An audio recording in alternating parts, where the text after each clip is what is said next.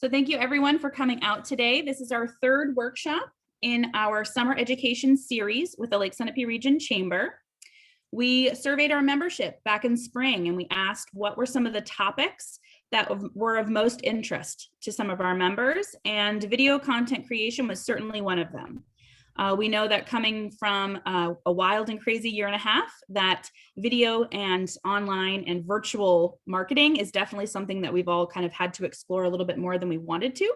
And now coming into kind of a new era, we want to be sure that our members have all the information that they need in order to create a diversified marketing campaign when it comes to their business or organization.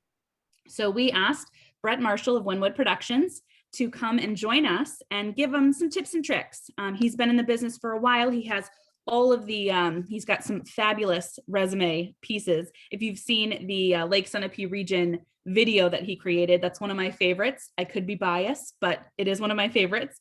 And it's just a great opportunity for us to learn about how to create some online content, some video content. So without further ado, I'm going to pass things over to Brett, and then I'll be back around at the very end to talk a little bit more things upcoming with the chamber, and of course to do our raffles for those who are in the workshop today.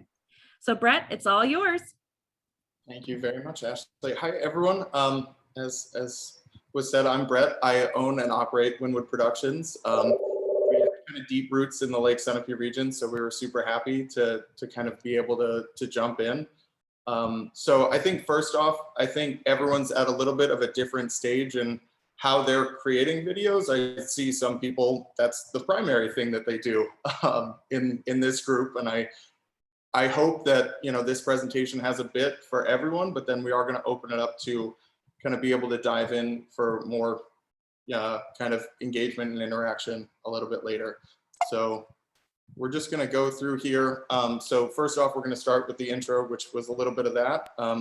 Then if you're not already convinced, we're going to go a little bit further into why video. We're going to discuss kind of what a buyer's journey would look like, or how people are going to be engaging with your brand, and how video might fit into that buyer's journey, or how you can kind of use video in different stages of that buyer's journey. We're going to go into a few tips and tricks on how to create a video, some thought processes behind kind of how we create video and how you can use that to create video for yourself. And then there's like, I think this tough part now that we're seeing where everyone hears that they want video, that they need to use video for their website, for their social media, and there's maybe not as much of a thought into what happens when they post, how to keep engaged, how to reuse video once it's posted. And so we're going to go into a little bit of what to do, you know, when you're posting the video, or how to continue engaging with it and hopefully getting the value out of it that you're putting into it. So first off, I think you all probably got my bio. It's pretty varied. I actually started this journey when I was 13 in anti-tobacco ads that were nationally distributed. So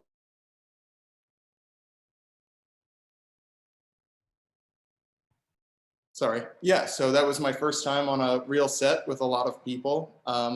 In college, I was fortunate enough to make a feature film, which was a great experience. So, and then I shifted into kind of the business side of it. And I've worked from Fortune 500 companies to tech startups in New Hampshire before kind of deciding that I wanted to work at a different company every week. And that led me to starting Winwood. So we've had amazing relationships in the Lake Sunapee region. If you've seen anything from the new London Barn Playhouse that's come out kind of advertising what they're doing this year, that was probably us. And you know, we've been lucky enough to work with some national people as well. And our whole hope is that, you know, you don't need to bring in a Boston-based firm to do national level work. So after that, I think the next one is just our team. Basically, we like creating fun videos with our clients. We are a fun group, and we are hoping that the business of video doesn't have to be all business all the time, but we can still get great results from it. So that's us. Yeah. So if you're not already convinced that video is the way that everything is going, from a marketing standpoint and a business standpoint, which we'll get to in the next slide, people are consuming video more than ever before. As you can see, I'm not going to read the statistics to you, but it's how people engage with videos. Especially with COVID right now, the way that people are thinking about how to present themselves, it is all kind of going to video. If you look at anyone who's utilizing their device, it's somewhere that you can be constantly engaging with your audience. So it's preferred by your target audience as well. Again, not going to read the statistics, but I will kind of provide this slideshow at the end if anyone wants these. So the way that I like to think about video is that it's a handshake across any distance. It's not here to fake who you are as a business. It's not here to misrepresent who you are, but it's that great first interaction, first meeting with someone where you can put kind of how you hope your business is perceived into something tangible and break down the barriers and be able to engage with people at, you know, if they're in California or if they're your next door neighbor. Sometimes they don't always get to see who you are or what your business does. And it also gives you a unique opportunity to allow you to boil down your message in the perfect way and have a few takes at it. So, you know, like this one, I'm talking live. If there's something terrible, maybe I'll go back into this webinar later and cut it down a bit, but it gives you this unique ability to tailor the message that you're trying to send out into the world. Now at Winwood, we believe that video will work for you if you believe two things: that you are proud of the product or service that you sell, and that you are, if not the best, one of the best options in the region or the area to sell that product or service. We believe in selling pride in your work. If you think that you're just one of a million and there's nothing that sets you apart, it's going to be very hard to differentiate yourself if someone comes into your restaurant or business anyway. So video won't work any differently. We can sense when people are proud of the ball bearings that they create. We can sense when people are proud of the education they provide. It's something that comes across through this medium, through every medium. So the other thing that video allows you to do is to save some time. If people are asking you the same question about a complicated service or product, you can record a frequently asked questions video and save some time on it. And then the last thing, think about how you can stay top of mind, how you can be continuously engaging your target audience. So those are some ways to think about how video can work for you. And we'll start hopping in a little bit more. So first off, before we get into kind of the positioning of video, I want to talk a bit about the buyer's journey and inbound marketing. Now, a big principle we believe in at Winwood and was kind of started, or at least, you know, popularized by HubSpot, is inbound marketing. It's creating content with value so that people are coming to you in a frictionless way, so that you're positioning yourself as the most helpful, the most educated, so you become someone that they align with, someone that they have kind of this natural engagement with. And through that, they choose you next rather than the person kind of next to you. So we're going to talk about a buyer's journey, how someone might find your business, how someone might engage with your business, and ultimately how someone might choose to use your business, service, product. And we're going to go through it really quickly, but I do definitely recommend the deep dive that HubSpot provides. A lot of their content is free as well. And for specifically video, you can look into Wistia. They are great at business marketing as well, just for some free resources. So the three basic stages of a buyer's journey are awareness. Now, let's say your sink broke. You're going to go onto Google and you're saying, my sink broke, help. It's a pretty general thing when you're first starting to look for a business, right? You just have an issue, you have a problem that you need solved. So usually you're going to look at Google, or you're going to go onto your local Facebook page and say, can anyone solve this problem? Or who in the market could solve this problem? Now, considerations are, once you kind of know what your issues are, and you're coming in, you're looking for solutions, you're diving down a little bit more into, I need this type of business. Now, decision is when you have a few different people in front of you and you're making that critical choice between three faceless people you've never met before, and you're going to click a button and hopefully you chose the right person. Or maybe you're choosing who to reach out to as well.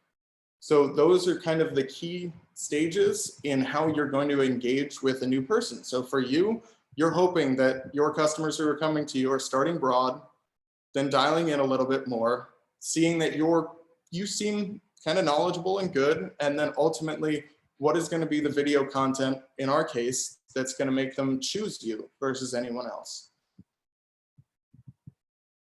So we're a big proponent of providing value no matter what.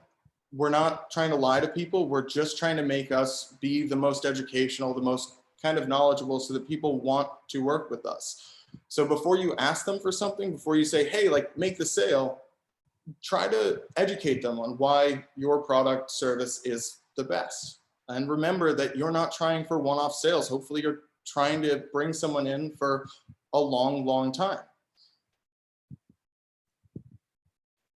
So some types of videos you can create for each stage and how you can apply kind of the buyer's journey to videos are more broad in the awareness. So you're just trying to solve these people's thought processes here. So if someone in your industry is constantly asking these questions, how can you create a video to solve that question? So it's something where if they type into Google, I need roof repair in this area, and you've got a really cool video on how you can quickly repair, some things with this information and you're local, maybe they'll choose you there. Now, after they've seen you, it's consideration stage. So is that a brand video that is kind of your marketing statement? It's that living on your website so people can kind of click and say, you're the person. Or is it explainers of your specific services so they understand why, you're smart, you're engaged, you're giving that service to them. And then finally on decision comes down to a little bit more emotion, a little bit more kind of peer engagement. So that might be a testimonial, someone saying that these people were the best. It might be a review, a 5-star review from, someone who's used you before. And it might be just a call to action. They've clicked on 15 of your videos, they haven't pulled the trigger yet. Maybe that last one is, you want this service, it's time to pick up the phone and get that solved. So we use a simple framework when we're coming up with new content for businesses, and it sounds like something from 5th grade because it works. It is something from 5th grade and it's just stuck with me. So who are you trying to reach with your video? Now, if you are a vegan restaurant, you're probably not going to be pitching to the Hunters Club across the street. So you want to be a little bit targeted in your audience so you can make sure you're reaching the right person with your video. That's kind of step one in narrowing down your audience. Now, what is the message you're trying to get across with the video? Is it quick information or maybe a longer video, a longer testimonial? For some big purchases, like let's say you're a dentist and someone's looking for $40,000 worth of teeth replacements, they might want some more information before you start drilling in their mouth than we're the best dentists, hire us. They might need a 30-minute explanation as to what you're going to be doing. When do you want to deploy this video? You might have enrollment coming up. You might have a big sale coming up, a big service offering. It wouldn't make sense to have a Christmas video coming out in the middle of summer unless it was, kind of a Christmas in July thing. Now, where do you want this video to be seen? Unfortunately, a lot of the times when we see businesses locally try to push out their first advertisements, they're going very broad with their audience. They're willing to just put money behind something and get anyone looking at the video versus saying maybe the people who are looking for your service are only in a 20-mile radius. So where kind of defines who's watching this video as well. The other thing is, why are you creating this video? What will it accomplish? And why video? Maybe you can show your team working out in the field, which is something that no one really sees. Or maybe they can, you can show how good your inter-office dynamic is or how well you treat your clients or customers once they come in the door that someone might not know, especially with COVID. You haven't been getting as many people walking in the door, so it might be a bit easier to show people, what you look like behind the scenes. Now, another key thing to keep in mind before you create a video is how are people interacting with this video and what do you want them to do after they've watched it? So if they watch a 30-second video, Is that it? Or is there a clear call us for more information or follow our video series to find out more about this? So we talked a bit about awareness. I don't know how much more I need to kind of drill down on it. It is wider. It's answering questions.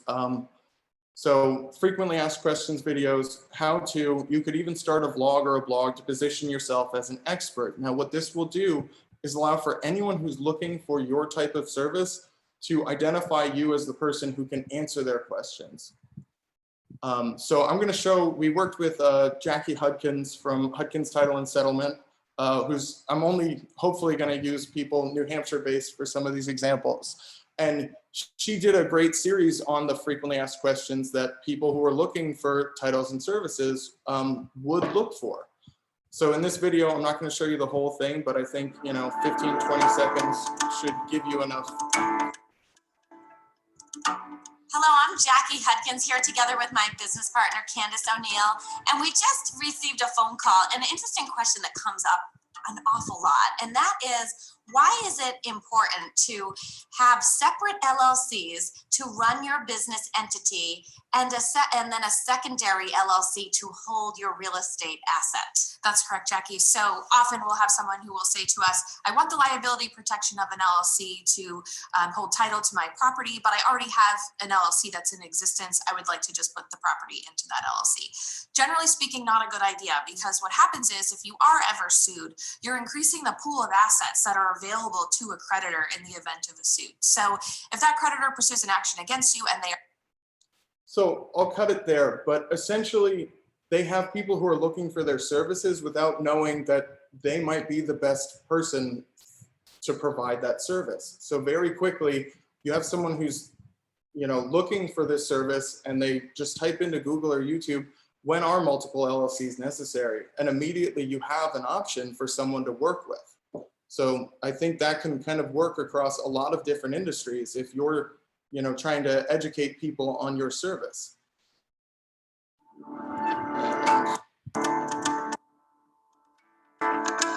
One second. Hello, I'm Jackie Hudkins here together with my business partner. There we go. So now you have someone who's looking between a few different choices. Should they go with you? Do their friends use you? Are you active in the community? Are you the best choice?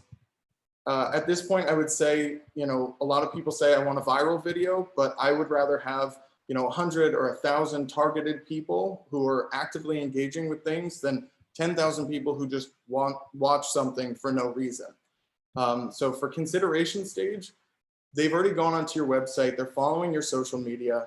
Now it's your turn to show them kind of who you are and why you might be their best solution. So this is great for, a product or a company explainer video. We call them company snapshots, where it's just a quick way of positioning yourself as the best in the area. And so I'm going to show a 1-minute thing for a chiropractor that we worked with. Unfortunately, on a different lake, they were in Laconia. I'm so sorry. Most of the time, we get people after they have tried everything. Tried surgery, they tried PT, and they tried injections, and then they show up here. And we begin to reshape how they're approaching their health. Thrive Chiropractic is here to get you back doing what you love to do. If you want to get back to playing with your kids or back to being able to play 18 holes of golf, then we base it off functional improvement. There is no protocol for every patient that comes through the door. It is patient-centered approach. I want to hear what you have going on, and I adjust you in real time. I am used to being the last resort guy, and I know that our success rate here at the office is great. If you have a body that is not functioning the way that you would like it to, this is the place for you.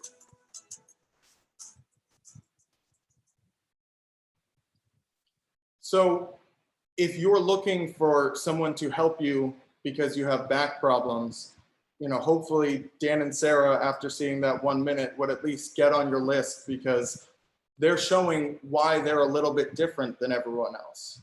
You know, they're used to being that last call, that last resort, and you get to see them in practice to make that decision. Most of the time, Let's try this again. All right, so now finally the decision stage. What is the thing that can really tip people over the line? They know about your business. What is it that can really make the choice between you or the next person? And what we've found is usually someone who's in the decision stage is already on your website. They probably already have a spreadsheet together about your cost and, you know, who you are. They probably are vetting you between a few different people. You don't want these people to feel like they're just a number or just a client. You want them to know what the experience is going to be once they choose you. So we've found that things like testimonials or case studies are a really good individualized way to show what's going to happen once I work with these people. Are they really the trustworthy people that, you know, that last video kind of made them seem to be?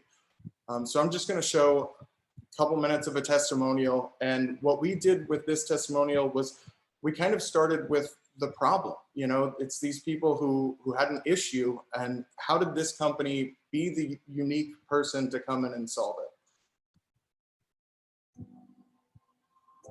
When I come home from a long day and walk into our house, I feel a warmth. When we were looking for a house, we wanted, we definitely wanted an old farmhouse. Our dream was to have, though, a big kitchen, a nice big farm kitchen, and this house did not have that. But we loved the house other than that, and so that was sort of the impetus to remodel our garage into our kitchen. One of the things that we particularly found attractive about Cedar Mill is that they had a very extensive experience and a very comprehensive team approach to all the various aspects of a project, a remodel like we had. It sort of felt like one-stop shopping too. They had design team, they had architecture, they had carpenters. Everyone is part of their team, which we appreciated. That felt more cohesive to us. They also were not at all intimidated by tackling a really old home and really appreciated our desire. So I'm going to stop it there. Again, you can kind of find all of our work either on our website or in this thing. But what that is an emotional connection between I had this problem and here are these people that seem to solve it on not just, you know, a letterbox, just a textbook way, but they connected with us personally. And I think that really does help kind of make you tip towards maybe picking up the phone and calling these people. So we find testimonials are great for late stage decisions. Now I'm gonna figure this out again because I don't know why it clicks there. So now kind of after the why and the where to place video, we're gonna talk a little bit about generating ideas, how we tend to structure video, some of our thoughts, some of the ways that you can kind of shoot your own video. But this is that point where if people are at different kind of stages in their own video creation, you know, I'm gonna welcome a lot of questions at the end of this because it's not, you know, everyone has a different camera if you're shooting on your iPhone or you have your own camera. So we'll just go through this, and really this is the point where I'd ask for all of the questions.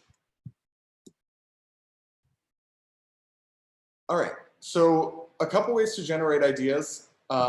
First, what is the ultimate goal of your business will help you generate more questions and ways and videos than you could ever imagine. So for us, our goal is to create high quality video in our area that boosts our community. So we do videos about how to create content like this. We do videos, you know, for our local arts and culture, because that is our mission. It helps us kind of guide the types of clients we take, the types of videos that we create. Another easy one is, what are the types of services that you offer? Have you ever thought about doing just a 30-second breakdown on each individual service? What are the things that set you apart? Why do your clients come to you time in and time out? And, you know, similar to this is, what do people like about working with me? And is this something that I can get them to record on their own camera and send to me? Because you'd be surprised how valuable it is to have someone else's voice adding to yours. So now, like I said before, everyone will be at a different stage of production here. it's never perfect. Even working with a professional company, there are still glitches. It's never perfect, but I will say it's better to get started today than to have nothing, you know, in 6 months in the future. You can get better, you can iterate, you can make better videos, you can add to your videos as you get new cameras, or, you know, start working with new team members, or you hire on that intern who's shooting for you. But you can't create a video that got you a client 3 years ago. So it's a lot better to kind of just start and work and make it better and refine it as you go. Oh, also, show who you actually are. A video is supposed to leave a good impression, but not a fake one. So show who you are on your best day or a good day. That's something to really keep in mind. We have a lot of clients who are like, well, maybe we could go to this other office that isn't our office. I'm like, then when a client gets here, what are they gonna think? So show who you are, but a good version of it. So if you're like, what should my employees wear? Like whatever the handbook told them to wear day one that they're not wearing right now. So here are some just generalized tips, and this might be the screenshot. I don't know kind of where you're all at, but some quick tips for shooting a video, whether it's on your iPhone or if you have a full production rig. Film in a quiet surrounding. Like myself, I pulled into our studio and I told everyone else to stay in there because I was going to be doing this and I was anxious about it. So they're all in the other room. For me, I sat in front of this background, and only too late did I realize that I'm mirrored and so is our logo. So if you're reading that, it's probably backwards. But an interesting background, maybe something that adds to what you do. I see like a Colby Sawyer College banner. That's perfect because that adds the context of who you are and what you're doing. So if you're doing, you know, something with education, maybe that is what's behind you. So for us, we shoot most of our videos horizontally, but keep in mind that if someone's going to be watching it on a story, usually that's shot vertically. But for cornerstone content, we'd recommend holding your camera horizontally. It will probably give you, you know, a lot more life, because on YouTube, you're still looking at that 16:9 aspect ratio. But I will say, I see a lot of people on TikTok who are generating amazing educational content, and it's all vertical. So consider investing in a tripod, or if you're doing it on your computer, just, you know, or a friend with a steady hand. It's pretty easy to get a stable shot. And also with the way that phones are going, it's pretty easy to get a stable moving shot now too. Just keep it kind of close to your body if you're moving camera. So I like to frame interview subjects or myself kind of in the center, give myself a little bit of headroom. That's pretty specific to what you're doing. You know, sometimes you can be down here. I don't think that has kind of the same effect if you're setting someone up for an interview. With lighting, if you don't own lights, your best bet is a big window. Right now, I don't have any lights. I have a window to the side of me. That's it. That's the total sum of how I'm lighting. But side lighting with natural light is your best bet if you don't have your full lighting setup. If you're using a phone, try to use the camera on the back of your phone. It is still better than the camera facing you. So you might, you know, want someone else to help you if you're creating things. Also, remember to look into the eye of the camera, not at your own face when you're creating. That could help. I know that's not like a super high level video production thing, but if you're doing an educational thing, you look amazing. I'm telling you flat out, but you need to look at your audience. And then if you have any further questions about simple kind of video tips and tricks, we're always here. Now, the way that content is going to be structured, this is so basic, but it does help. The first thing is an intro or hook. And now this doesn't necessarily need to be, you know, the 15-second boiled down version of your video, but it could be. It could be as simple as like an impact statement. Like, I thought I was never going to skydive again.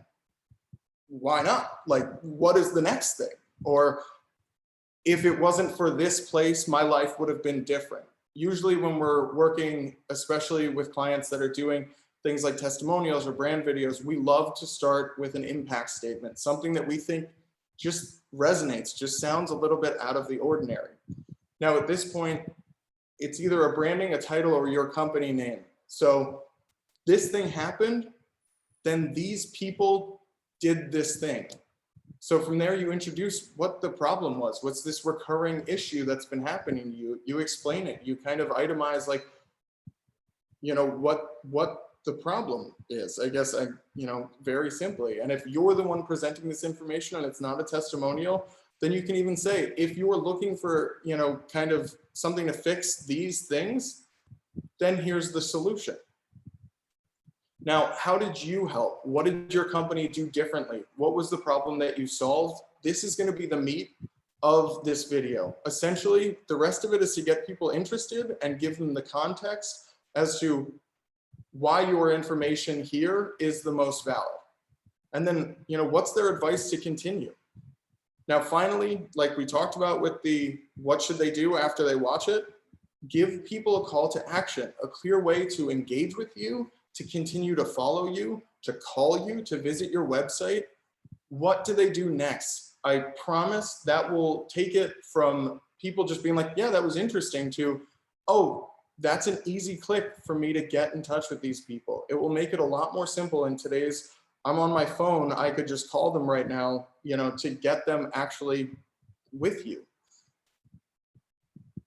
So if you're going to be editing something, this is kind of usually where the challenge is. Usually people can film something. The tools that we use are in the Adobe Creative Cloud. We use Premiere, but you can use iMovie. There are apps on your phone that can edit.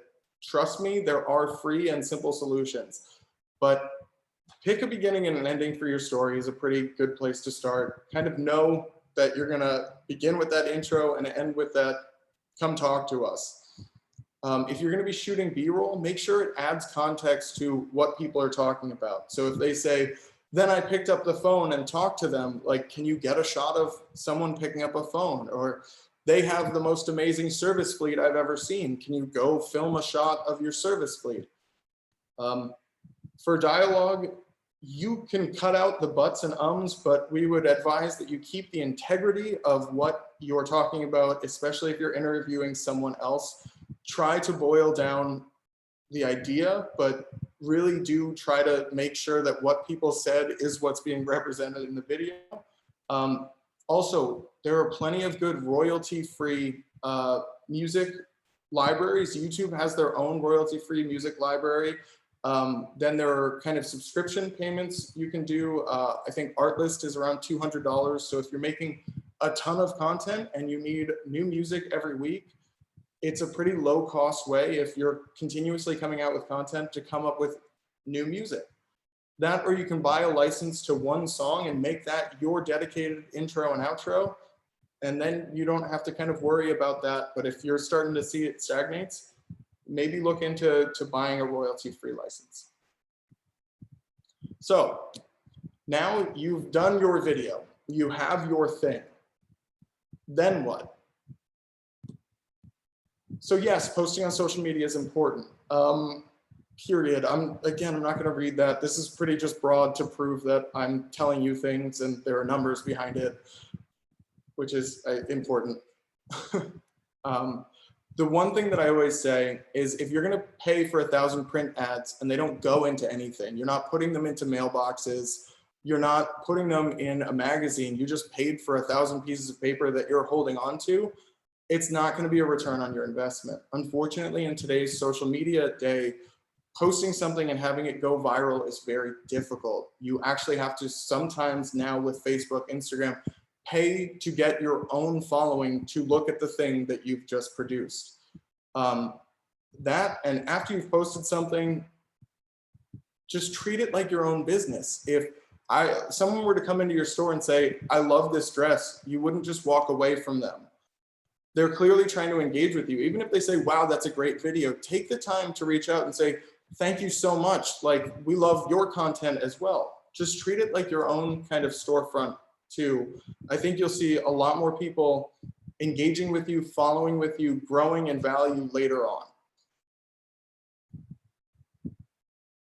So everyone asks, what's the right length for video? And I have one rule that I listed at the bottom, but I know everyone's going to be asking for the length anyway. So here are some best practices just in case you need them. But I promise you, the rule of thumb here is make it as long as it's engaging.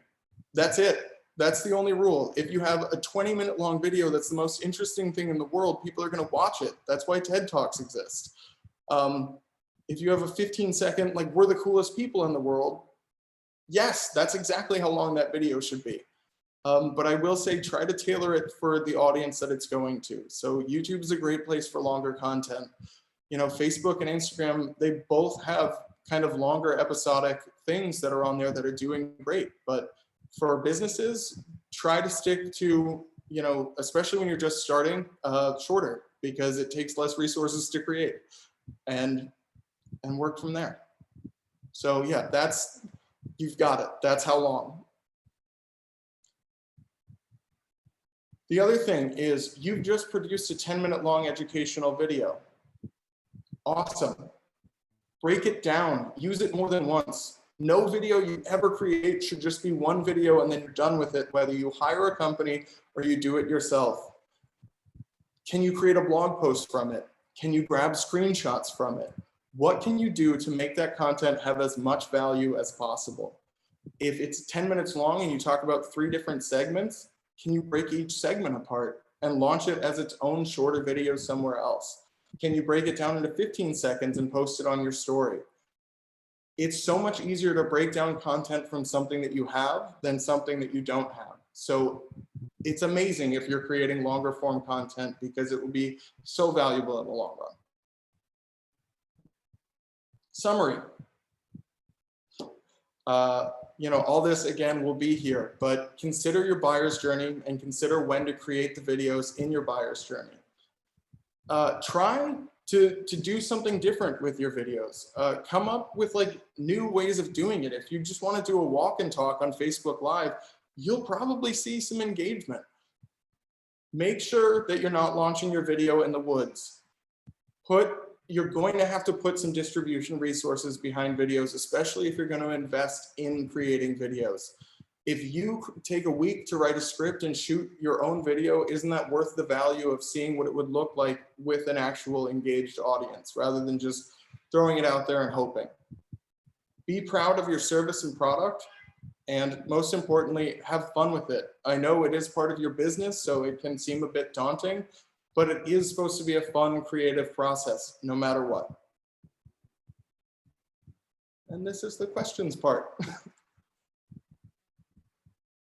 So I don't know if I can unmute anyone. I don't know if anyone has kind of any questions. Everybody has the option to unmute themselves. And we did get a question in the chat that was talking a little bit about what is used for editing software versus if you're an iPhone person or if you're a Windows kind of PC guy. So I know that that was being talked about in the chat. So my business specifically, here, let me click over to the chat. I'm going to pause my share too.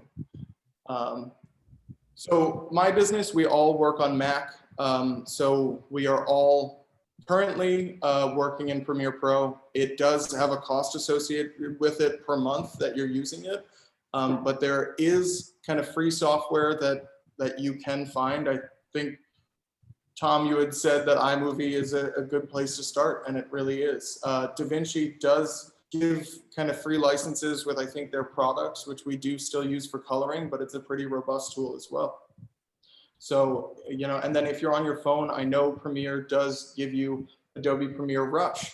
So if you have a license, you can hop into your phone and be able to edit things. But if you search video editor on your phone in the App Store, you will find a video editor that would cost less than $10 and help you clip, you know, audio and video clips together. Awesome. Oh, go ahead, Tom. Well, even in the post world, Facebook and YouTube offer some simple editing. You're not going to get into your video and like put some cover footage up, but if you're just making, you know, a simple post of today's menu, you can chop off that fumbling and that end part where you reach up to turn off your phone. So, you know, you can start from a simple, I'm going to say A, B, and C, thanks for watching, and just clean that up in Facebook or YouTube. And then, yeah, the building aspect of iMovie, which is pretty simple. I think Windows Media Maker. I don't know if they still offer that on the Windows. I don't know if they do. I know Yeah, that's where I. Yeah, but you can look around and find something fairly simple, and that's usually the challenge. Is like, well, I'm doing it myself. I don't. Adobe Premiere, DaVinci, these can go pretty deep, but it's not insurmountable. You can learn the simple parts of editing, and learn where someone like Brett might be a good addition to. Like, okay, well, I put together some videos. I like it, but I want to take it to the next step. So. I really loved the information, Brett, that you provided in terms of time, because that was totally one of the top questions I had was what really is that optimum time? You know, I try to do Facebook Lives here at the Chamber, and you're like, is it maybe a minute? Is it like 5 minutes? Is it 10 minutes? Because you're never really quite sure, you know, who's going to hop on when. So I love that information in regards to kind of just matching it based on your message. You know, that's something that I'm not very good at. So it's really good to have kind of some pointers for me moving down the road. Yeah, and I stick with it. That's like with everything in video, like there are guidelines and they should be broken often. And I think, you know, that one is just see what your audience likes. Start coming out with videos and kind of see how people are responding as well. Mm-hmm. And the other thing that I was thinking of too, which was a question when you were talking about using music, was, you know, is there any sort of statistics that say, you know, talk versus music? You know, when you're trying to get a message across, right? Are people really listening to the people who are talking, or would it be more preferred to listen to just a piece of music with like a caption at the very end that says connect with us here? You know, I guess it would depend on message, right? I think the tough thing right now is the statistic is 80% of people aren't listening or, you know, hearing what you're doing at all. So right now, the big thing is captioning, because if you're scrolling, whether you're, you know, in class or on a bus or, you know, somewhere, you're probably not, you know, listening to the thing. And most people are consuming media now on their phones. So I think if you have this really cool, flashy kind of brand piece, you can get away with just having music and not need it. But I would say right now, kind of the best bet is to put captions in to match the voice. And then if they watch it and the music's under it as well, awesome.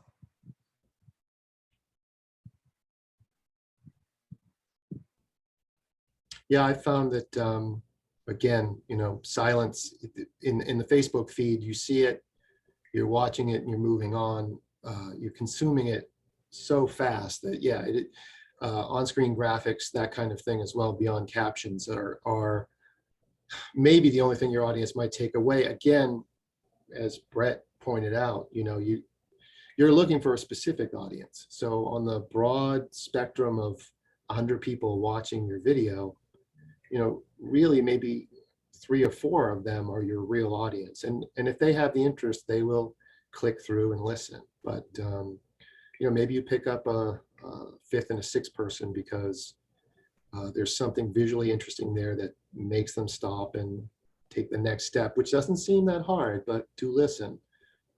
So yeah, it's definitely need to be ready for the fact that most people are just going to look at the moving pictures, and then the next step is to listen. The other thing that I liked too was the conversation about you don't always necessarily need to be selling your product. That is something that I find myself getting trapped into sometimes. I'm not telling a story. I'm saying, okay, here's what we do. Here's how we do it. And instead, you know, pivoting that and talking about the education piece of it. You know, how can you share your story and then have them kind of organically come to the table to ask you those questions? It's not necessarily always, here's my prices, here's my product, here's just, you know, pushing all that information. Now it's more of a conversation and a story, not necessarily just a push for sales. Yeah, absolutely. I mean, I think the way that I always try to kind of explain it is like, if you are a store, like, how do you operate? Like, if someone walks in, you don't just say $19.99. You say, like, hey, like, how's your day going? Like, you know, is there anything we can help you with? Like, so it is just trying to kind of replicate that, especially if you're kind of a one-to-one service. But there are some bigger companies that like specifically are just kind of painting this story little by little and letting people hop on and start to get invested in the long term. Mm-hmm. You did share a couple resources at the beginning of the presentation. It was HubSpot, and there was one other one you said that had some good information. Yeah, so Wistia is amazing, especially for like business video content. Yeah, they're fantastic. Okay. Wistia. And how do you spell that? Wistia. Okay, phonetic. They're kind of along the same lines with Inbound and stuff like that. So it is just more of that organically, like trying to bring people in with knowledge. So they have a ton of great resources as well. Okay. Perfect. All right. Does anyone have any more questions for Brett? I think it's pretty interesting. You know, we are all on social media in some capacity. And to be able to, I'm struggling here at the Chamber getting together our YouTube kind of resource library, and, you know, what's important and what's superfluous, and what, trying to find a balance between all of that.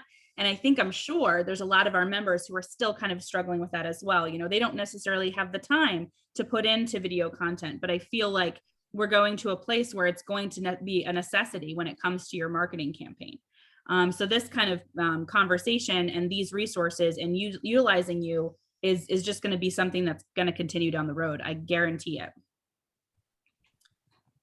So thank you, Brett, so much for popping on here and sharing a little bit with us about Windwood Productions and about all that you have learned through your time with video content. I'm sure we'll reach out to you and ask some more questions and make some more connections that way. Before we head out, I know we wanted to try and keep it under an hour, simply for the fact that we all have very, very busy lives going on and we're all in different places. But before we really head out today, I wanted to do a couple more things. The first would be just to talk very quickly about some of the things coming up with the Chamber. This was our third workshop with our summer education series, and our fourth workshop will be at the end of August. And that will be talking about the usage, if you will, of students as resources. So if you're interested in looking at an internship, apprenticeship, those kinds of things, we'll have all that information available to you. So hopefully you'll be able to join us for that as well.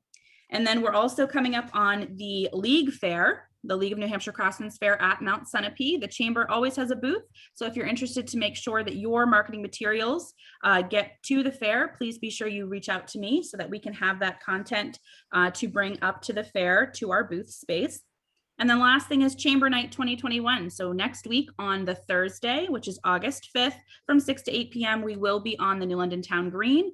Think of it like a really big business after hours event. So we really haven't had a chance to have a business after hours over the past year plus. So this is really kind of our first kickoff to coming back to those. And we have, the list is forever growing. We have over 30 people or 30 members who are going to be expoing, if you will, that night. And it's just going to continue to move forward the next week. So great opportunity for networking, for connecting, for swag items, all the above. And then the very last thing we're going to do is we're going to do 2 raffles. We always do a $15 local loot raffle, which I'm going to pull out of our fancy little bucket right here. And local loot is our community investment program. So if you are interested, Noelle wins $15 local loot. And then our last one is a membership e-blast, which means that you end up going to one singular message out to our newsletter list. And that winner is Kathy Campbell. So Kathy, you are a winner for the e-blast. Perfect. And I'll reach out to both of you with information on how to receive those, if you will. And other than that, thank you everyone for coming. Thank you so much to Brett. And I hope everyone has a wonderful rest of their day and really considers video content for their marketing campaign. Thank you, everyone. Have a great day.